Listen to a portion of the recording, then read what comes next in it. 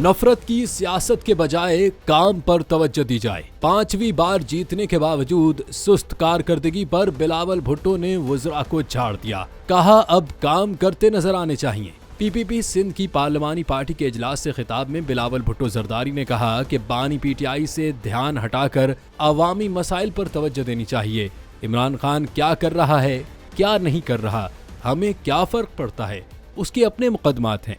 उन्होंने कहा कि अरकान असेंबली ट्रांसफर पोस्टिंग की सियासत को बंद कर दें, अफसरान की तैनातियां और तबादले कारकर्दगी की बुनियाद पर हों और वज़रा और अरकान असेंबली अफसरान की कारकर्दगी को मॉनिटर करें।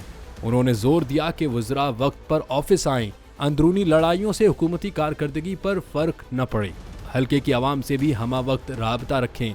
बिलावल भुट्टो ने सूबाई हुकूमत के लिए तरजीहात पर मबनी रोड मैप का ऐलान भी किया।